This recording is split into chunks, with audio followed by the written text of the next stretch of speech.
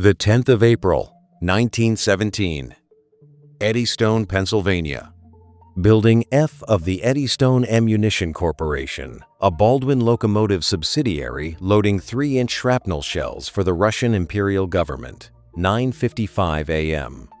The room smells of varnish, dry black powder, and machine oil. 17 degrees outside. The steam radiators tick against the cold north wall. Frost has formed on the inside of the window panes overnight and not yet melted. Inside, 300 women stand at long wooden tables, shaking fuse powder into brass tubes, and the shaker tables vibrate at a steady frequency the women feel through their boot soles, into their hips, into their teeth, a hum so constant they no longer hear it. 18 tons of mechanical assembly drives the line. The black powder, fine as flour, drifts in the air. It settles on collars, on eyelashes, on the brass pendant lamps overhead, on the painted iron conduit that carries the copper wires across the ceiling beams. The machine has run this way for 15 months, without a single mechanical stoppage. It has never failed. It will never warn them.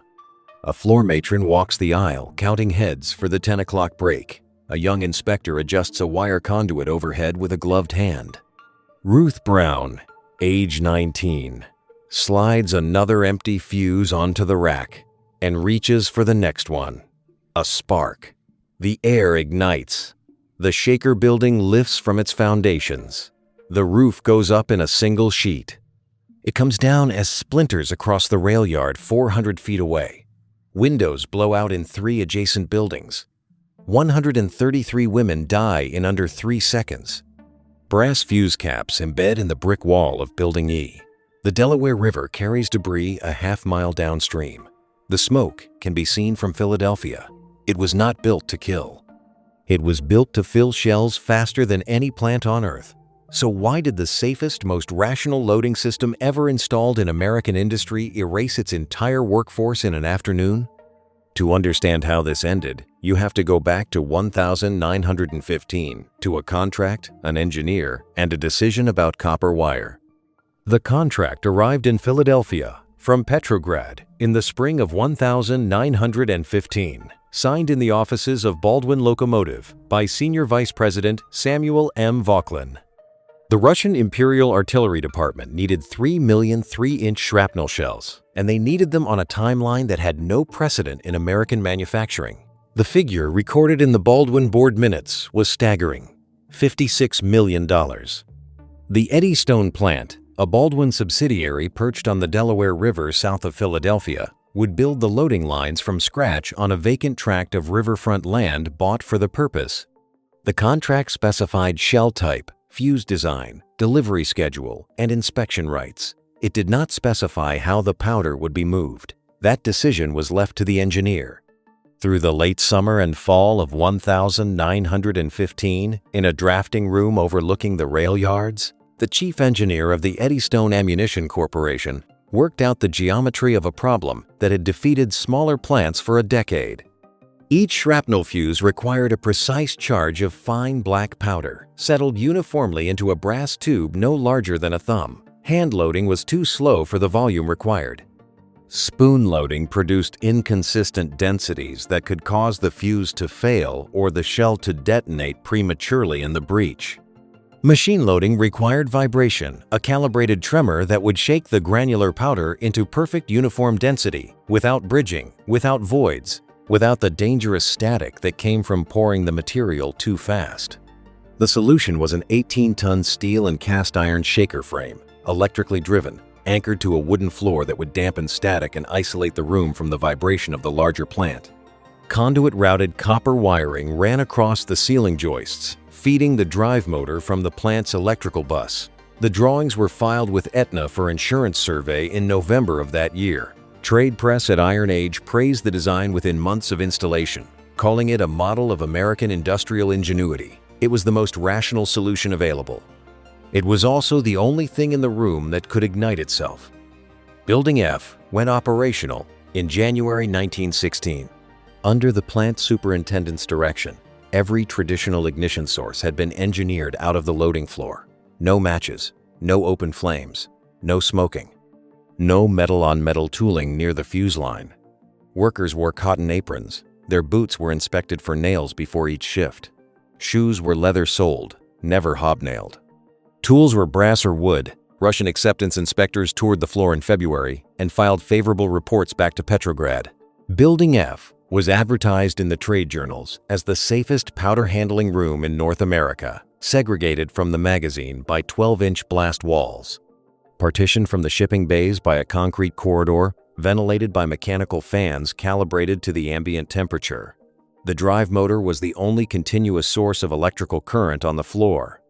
Its conduit was inspected at installation and approved by the supervising engineer in writing. They removed every match in the building.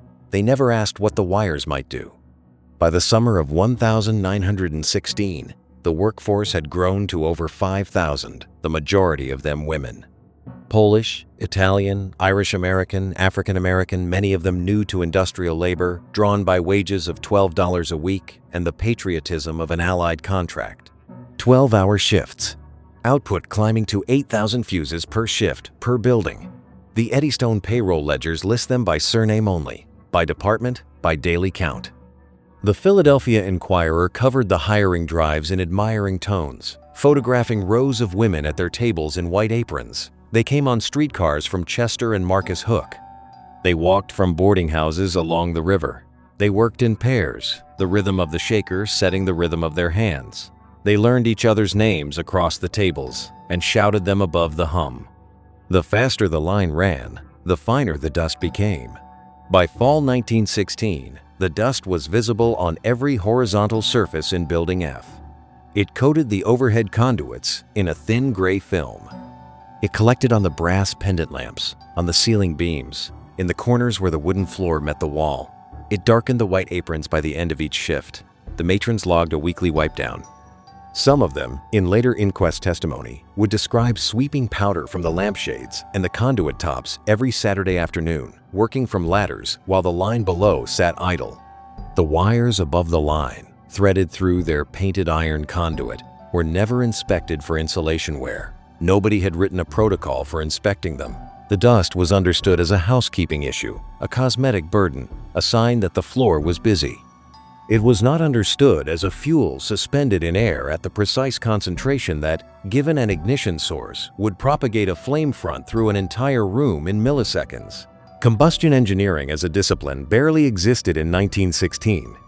Industrial dust explosions were known phenomena in flour mills and grain elevators, but the connection had not been formally drawn to munitions handling rooms. Everyone saw the dust. No one read it as fuel.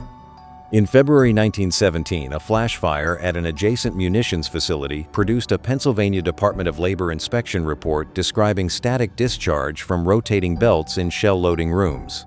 The report was filed in Harrisburg. A copy circulated within the State Factory Inspection Bureau. It was not transmitted to Eddystone. There was no centralized federal mechanism in 1917 for distributing munitions plant safety findings between private contractors. Each company kept its own records, filed its own insurance surveys, conducted its own internal investigations. The Pennsylvania inspector who wrote the February report had no authority to compel design changes at a plant operating under federal war contract. The report ran to 9 pages. It would later be subpoenaed by the coroner's jury. The warning existed on paper, in a filing cabinet, in another city. Months later, it would be cited as evidence that the danger had been documented before the disaster. By then, it would be too late. The warnings existed. They were filed in different cities. By March, the warnings that did reach Eddystone were of a different kind entirely. German agents were rumored to be moving through the Atlantic ports. Federal investigators tightened plant security. Background checks expanded. Workers with German surnames were interviewed, some dismissed, a few held briefly for questioning. The U.S. Department of Justice, soon to be reorganized under Attorney General A. Mitchell Palmer, was watching every face at the gate. Plant guards were doubled. Identification cards were issued. The press, including the Philadelphia Public Ledger, ran sabotage stories almost daily. Surveillance focused on personnel. The wiring, the conduits, the dust on the lamps, the worn insulation invisible above the shaker frame, none of these were objects of suspicion. Sabotage was a story about people. The plant's mechanical systems were a story no one was telling. They watched every face at the gate. They did not watch the wiring above the powder. And here, the second twist of the design began to move. The shaker's defining strength, its uniform, calibrated vibration that settled black powder into perfect uniformity, shell after shell, hour after hour, was also vibrating the overhead conduits loose. The hum that the women felt in their boots traveled up the steel uprights, into the ceiling joists, into the conduit clamps, into the painted iron sleeves that protected the copper wire. Over 15 months, those clamps loosened by fractions of an inch. The insulation chafed where the wire crossed a metal lip. Each cycle of the shaker added a microscopic increment of wear that no inspector measured because no inspector was looking. Beneath the conduit, the same vibration kept the finest particles of black powder dust suspended in the air at exactly the density required for ignition. The room had become a chamber. The wire had become a fuse. The shaker, every hour of every shift, was loading the conditions of its own destruction with the same precision it loaded the shells. The thing that made it work was the thing that made it kill. The strength was the weapon. At 9:55 a.m., on the 10th of April 1917, the geometry collected its debt. A spark, in all probability from worn wiring above the line, dropped into a saturated atmosphere of suspended black powder. The primary detonation tore through the fuse loading room with a pressure wave that traveled faster than sound through the wooden floor. Within a second, the sympathetic detonation of the adjacent powder magazine destroyed what remained of Building F. The blast was felt in Wilmington, 12 miles away. Plate glass cracked in storefronts in Chester. The Delaware County coroner would record 133 dead, the majority of them women between 16 and 30 years old, and 55 injured, many of them so badly burned that recovery itself was a slow death over the following weeks. The New York Times carried the story across its front page on April 11. The Public Ledger ran extras through the afternoon. The names that survive, Ruth Brown, Margaret Sweeney, Anna Bukowski, and dozens more, identified only by the rings on their fingers or the lockets at their throats, were drawn from the coroner's list and the desperate inquiries of relatives who came to the gate that afternoon. Some bodies were never identified at all. By the time the smoke cleared, the witnesses were already gone. In Eddystone and in Chester through the second week of April, the disaster became a civic event before it became an investigation. The county coroner convened a jury within 48 hours. Local clergy organized mass burials. Many bodies could not be identified by face or fingerprint. Pennsylvania Railroad held special trains for the funeral processions. A mass grave at Chester Rural Cemetery received the unclaimed dead under a granite marker that would not be inscribed with all 133 names for years. The Chester Times ran daily coverage. Funeral processions blocked rail traffic for 2 days. Crowds lined the streets, hats removed, women weeping in doorways. Mothers walked behind hearses carrying daughters who had left for work the morning before with lunch pails in their hands. Priests, ministers, and rabbis took turns at the graves. The Russian consul sent flowers that nobody knew where to place. The town buried what it could. The cause was buried with them. The inquest opened in late April and continued into June. Counsel for Baldwin Locomotive attended every session. The jury examined the debris field with care, the trajectory of brass fuse caps embedded in the wall of Building E, the orientation of victim remains, the distribution of fragments across the rail yard and the riverbank, the angle of the foundation bolts torn from their concrete. They cataloged every piece. They measured every distance. The transcript, preserved in the county records, runs to hundreds of pages of physical inventory. Witnesses described seeing the roof rise as a single plane before it disintegrated. Some accounts placed the brass debris as far as a half-mile downstream along the Delaware. Newspapers of the day noted the absence of any visible wiring evidence in the wreckage because the wiring had been vaporized by the heat it had produced. The verdict, when it came, declared the cause undetermined and raised the possibility never confirmed, never disproven of German sabotage. The wiring was not redesigned. The dust was not reclassified as fuel. The remaining buildings on the Eddystone site resumed loading shells within weeks. They measured every piece of brass. They never measured the system. The United States declared war on Germany on April 6, 4 days before the explosion. By summer, Bernard Baruch's War Industries Board was issuing bulletins on grounding, dust suppression, and conduit isolation in munitions plants. Department of Labor circulars in 1917 and 1918 codified what the Pennsylvania Inspection Report had described in February. Newer facilities, built for the American war effort on greenfield sites in Tennessee, New Jersey, and Indiana, adopted the guidelines as they were built. Existing plants applied them unevenly, with enforcement deferred to a moment after the armistice that no one wanted to wait for. Production accelerated. Quotas climbed. The Eddystone site itself was rewired in part, and dust controls were added to the surviving buildings, but the 18-ton shaker remained in service for as long as the contract demanded fuses. The shells could not wait. The rules arrived. The shells could not wait. The armistice came on the 11th of November, 1918. The October Revolution of the previous year had already voided the Russian contract. The Imperial Artillery Department no longer existed to receive the fuses Eddystone had been racing to fill. Crates of completed shells sat on the docks at Vladivostok and Murmansk, never delivered, eventually scrapped or claimed by Allied intervention forces moving against the Bolshevik government.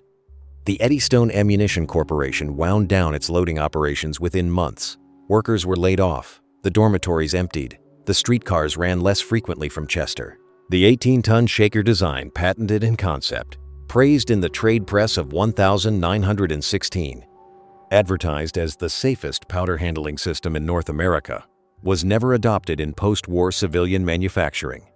Black powder fuse loading was replaced through the 1920s by chemical primers and stab-sensitive compounds that did not require mechanical settling, that did not generate suspended dust, that did not need a hum in the floor. The new compounds were safer not because anyone had redesigned the shaker, but because the entire chemistry beneath it had been replaced.